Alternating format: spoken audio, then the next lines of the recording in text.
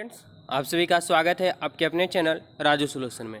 Friends, शाम को 7 बज चुके हैं और हम लाइव क्लास लेकर आ चुके हैं। यह है बिहार डीएलएड एंट्रेंस एग्ज़ाम 2025 या बिहार बीएड एंट्रेंस एग्ज़ाम 2025 के लिए। फ्रेंड्स, यहाँ पे वो क्वेश्चन है जो डीएलएड और बीएड में एग्ज़ाम में पूछे गए हैं और जो पूछे जाएंगे, ठीक है। तो उन सारे सवालों को हम लेकर के आ रहे हैं फ्रेंड्स एवरीडे शाम को 7 बजे। तो आप लोग चैनल में जुड़ जाइए और शाम को 7 बजे लाइव क्लास में जुड़ जाया कीजिए।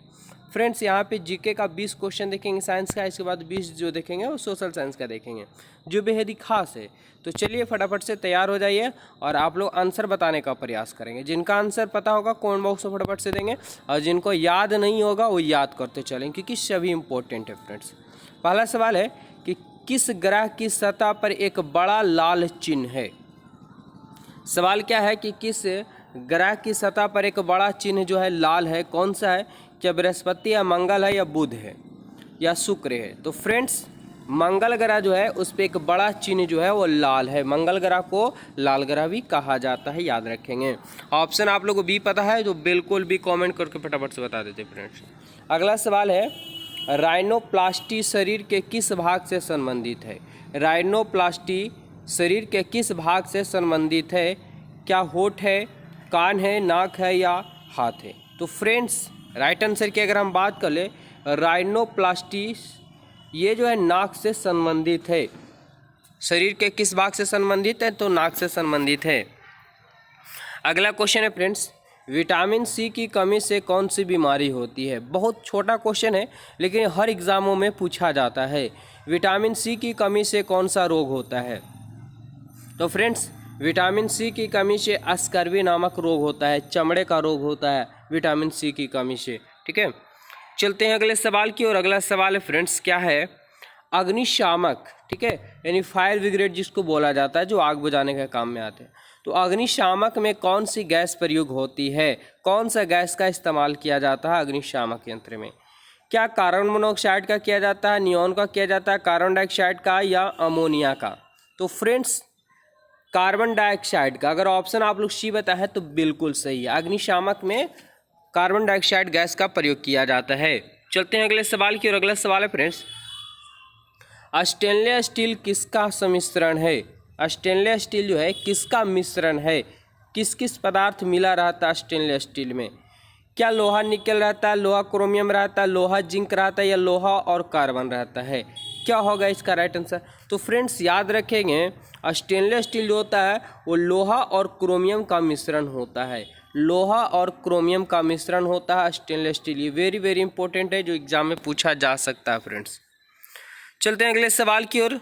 अगला सवाल है कि जब आप टमाटर खाते हैं तो आप उसका कौन सा भाग खाते हैं, मतलब कौन सा भाग खाते हैं? सॉरी, यहाँ पे गलत लिखा गया है यहाँ पे फ्रेंड्स कि कौन सा भाग खाते हैं।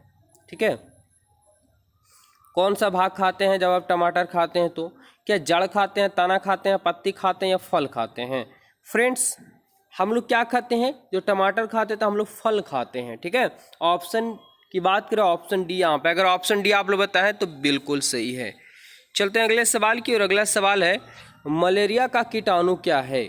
मलेरिया का जो कीटाणु है फ्रेंड्स वो एक्चुअली में है क्या? क्या वो वायरस है, बैक्टीरिया है, फफूंद है या इनमें से कोई नहीं? 7 नंबर सवाल का आंसर। तो फ्रेंड्स, मलेरिया का जो कीटाणु है ना तो वायरस है और नहीं तो बैक्टीरिया है, नहीं फफूंद है, इनमें से कोई नहीं। ठीक है, चलते हैं अगले सवाल की ओर। अगला सवाल देखेंगे फ्रेंड्स, क्या है?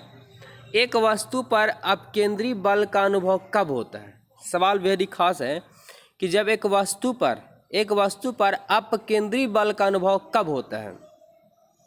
जब वस्तु वृत्ताकार पथ में गति करता है, जब वस्तु सरल रेखीय पथ में गति करता है, जब वस्तु कंपायमान होता है यानी कंपन करता है, जब वस्तु गति में होता है। फ्रेंड्स, फटाफट से आंसर बताने का प्रयास। देखिए यहाँ पे दिया हुआ है कि जब एक वस्तु अपकेंद्री बल का अनुभव, तो फ्रेंड्स आप एक गोले गोले सर्किल पे चक्कर लगाएंगे तो आप झुक के चक्कर करेंगे। ठीक है, यानी जब भी कोई मोड़ पे घूमता है तेजी से तो झुक जाता है। क्यों? क्योंकि उसका बल केंद्र की ओर लगता है। तो वहाँ पे क्या होता है? आप केंद्रीय बल का अनुभव करता है। तो किधर झुकता है? केंद्र की ओर। तो फ्रेंड्स, यानी कैसा गति, किस प्रकार का गति होना चाहिए? तो गोल, और गोल को क्या कहते हैं? वृत्ताकार। तो जब वस्तु वृत्ताकार पथ पे गति करता है तब जाके उससे अपकेंद्री बल का अनुभव होता है। यानी ऑप्शन की बात करें, ऑप्शन ए इसका राइट आंसर हो जाएगा। चलिए फ्रेंड्स, अगला सवाल है, मस्तिष्क को आवृत्ति करने वाली बाहरी झिल्ली का नाम क्या है? मस्तिष्क को आवृत करने वाली बाहरी झिल्ली का नाम क्या है? क्या माइनियल सिर्थ है, या डूरामेटर है, या ज्वालानुमा झिल्ली है, या पायामीटर है? क्या होगा राइट आंसर इसका? तो फ्रेंड्स, मस्तिष्क को आवृत, ठीक है, आवृत करने वाली जो बाहरी झिल्ली है वो डूरामेटर कहलाती है। याद रखेंगे फ्रेंड्स, क्या कहलाती है? तो डूरामेटर कहलाती है। ऑप्शन बी होगा राइट आंसर। चलिए अगला सवाल है, कांच क्या है? कांच यानी शीशा जिसको हम लोग बोल देते हैं फ्रेंड्स, ठीक है। क्रिस्टलीय ठोस है, अतिशीतित द्रव है, द्रव क्रिस्टल है, उपयुक्त में से कोई नहीं। तो फ्रेंड्स, कांच प्रकार के एक अतिशीतित द्रव आता है। ये आपको 12th क्लास का केमिस्ट्री का फर्स्ट चैप्टर में देखने को मिल जाएगा कांच के बारे में। तो कांच एक प्रकार का अतिशीतित द्रव है, क्योंकि गर्म करने पर मुलायम हो जाता है और ठंडे करने पे क्या होता है? कठोर हो जाता है, और हल्के से गर्म करने पर फिर से वही अवस्था में आ जाता है। तो जिसके कारण कांच को अतिशीतित द्रव के रूप में रखा गया फ्रेंड्स। अगले सवाल की ओर चलते हैं। अगला सवाल है, लाफिंग गैस का रासायनिक नाम क्या है? और ये हर बार पूछा ही जाता है फ्रेंड्स, लाफिंग गैस का रासायनिक नाम क्या है? क्या नाइट्रिक ऑक्साइड है, नाइट्रोजन डाइऑक्साइड है, या नाइट्रोजन पेंटॉक्साइड है, या नाइट्रस ऑक्साइड है? क्या होगा? तो फ्रेंड्स, लाफिंग गैस को हंसने वाली गैस भी कहा जाता है, और हंसने वाली गैस का सूत्र होता है नाइट्रस ऑक्साइड, ठीक है। नाइट्रस ऑक्साइड होता है फ्रेंड्स, N2O होता है इसका, नाइट्रस ऑक्साइड लाफिंग गैस। चलते हैं अगले सवाल की ओर। अगला सवाल है कि पीतल किसका मिश्र होता है? यानी पीतल जो होता है फ्रेंड्स, उसमें कौन कौन से पदार्थ मिला हुआ था, मिश्रण रहता है किसका? क्या शीशा और टिन रहता है, जस्ता तांबा रहता है, एंटीमनी टिन और शीशा रहता है, जस्ता टिन और तांबा रहता है? क्या होगा राइट आंसर? तो फ्रेंड्स, पीतल जो रहता है वो पीतल में जस्ता और तांबा रहता है। याद रखेंगे, क्या रहता है? जस्ता और तांबा रहता है। ऑप्शन की बात करें, बी करेक्ट आंसर हो जाएगा। चलते हैं अगले सवाल की ओर। अगला सवाल है फ्रेंड्स, गति प्रेरक यानी पेस मेकर जिसे बोला जाता है, निम्न में से किससे संबंधित है? पेस मेकर जो है फ्रेंड्स, आप लोग एक पेस मेकर पहले भी पढ़ा चुके हैं। ज़रा बताएं, गति प्रेरक यानी पेस मेकर किससे संबंधित होता है? क्या गुद्दा से संबंधित होता है, मस्तिष्क से, हृदय से, या फेफड़ा से?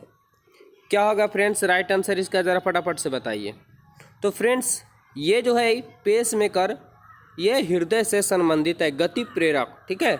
ये कहाँ संबंधित है? तो हृदय से संबंधित है। याद रखेंगे फ्रेंड्स, वेरी सभी के सभी इंपॉर्टेंट। अगला सवाल है, ध्वनि का वेग किससे संबंधित है? क्या ध्वनि का वेग किससे संबंधित है? जल से, वायु से, इस्पात से, काष्ठ से? क्या होगा फ्रेंड्स राइट आंसर? याद रखेंगे, यहाँ पे क्वेश्चन थोड़ा सा हो सकता है कि मिस्टेक हो, कि ध्वनि का वेग सबसे ज़्यादा अधिक किससे है ना? सबसे अधिक किस में है होता है?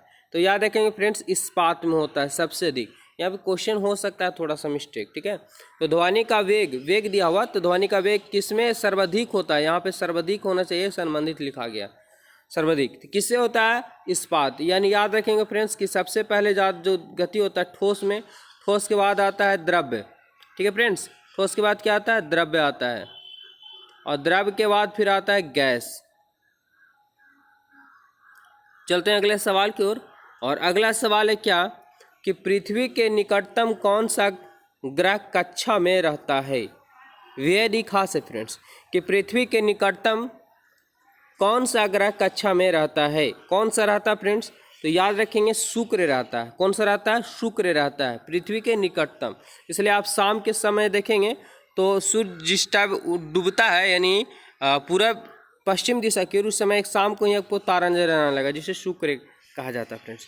चलते हैं अगले सवाल की ओर। अगला सवाल देखेंगे, रक्त के थक्के के जमने का क्या कारण है? आखिर ब्लड जो होता है फ्रेंड्स, वो हवा के संपर्क में आता है तो जम जाता है।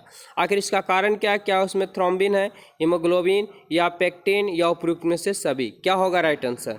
तो फ्रेंड्स, रक्त के जमने का मूल कारण है थ्रोम्बिन। उसमें थ्रोम्बिन पाया जाता है, जो वायु के संपर्क में आते ही जम जाता है फ्रेंड्स धीरे धीरे। Option A. चलते हैं 17 नंबर सवाल क्या है देखेंगे। सबसे बड़ा उड़ने में असमर्थ पक्षी जो तेज गति से दौड़ सकता है वह क्या है? मतलब सबसे बड़ा भी है, उड़ने में असमर्थ है, यानी उड़ भी नहीं सकता है, लेकिन वह सबसे तेज दौड़ता है और पक्षी की श्रेणी में आता है। वो क्या है? क्या पेंगुइन है, कीवी है, शुतुरमुर्ग है, या एमू है? फ्रेंड्स, ये शुतुरमुर्ग का आप लोग नाम सुने होंगे, बहुत बड़ा होता है, जो उड़ भी नहीं सकता लेकिन दौड़ बहुत तेज़ी से। लेकिन इसके अंदर एक मूर्खता होती है, वो जब भी कोई इसको संकट लगता है तो अपना मूड़ी जो है वो ज़मीन में गाड़ लेती है और इसको लगता है कि अब हम संकट हमको कुछ दिखलाई नहीं दे रहा और हम बच गए। तब तक उधर से जो शिकारी आता है उसको शिकार कर लेता है। अगला सवाल है कि भारत में कौन सी खाद्य फसल अक्टूबर नवंबर में बोई जाती है तथा अप्रैल मई में काटी जाती है, और अभी उसी का सीज़न चल रहा है। ज़रा देखते हैं, बताइए फटाफट से। कब है फ्रेंड्स? यहाँ देखेंगे अक्टूबर से नवंबर है, ठीक है।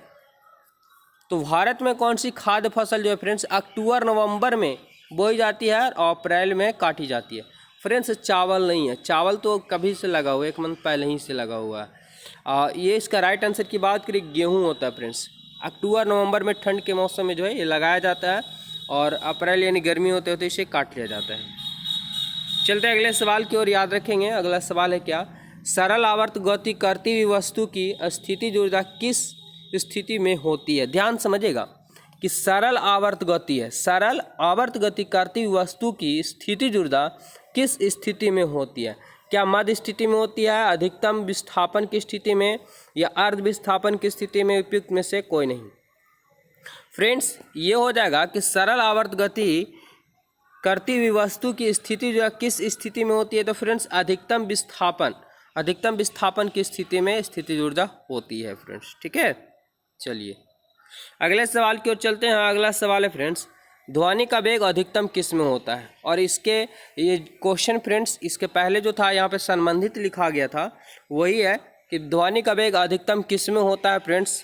तो अभी जस्ट हम बता गए थे कि सबसे पहले ज़्यादा ठोस में होता है, उसके बाद द्रव, उसके बाद गैस। तो फ्रेंड्स ये जो है आपका ये 20 क्वेश्चन साइंस का हो गया पार्ट 1 ग्रुप में, और इसका पार्ट 2 फ्रेंड्स कल लेके चलाएंगे, जो इसमें सोशल साइंस का बेहद ही खास क्वेश्चन देखने को मिलेगा। तो आप लोग चैनल में पहली बार जुड़े, चैनल को जो सब्सक्राइब कीजिए, क्योंकि आपको गवर्नमेंट कॉलेज दिलाना मेरा लक्ष्य है फ्रेंड्स। बस एवरीडे आप लोग जुड़ जाया कीजिए। धन्यवाद, और वीडियो को ज़्यादा से ज़्यादा शेयर कीजिए।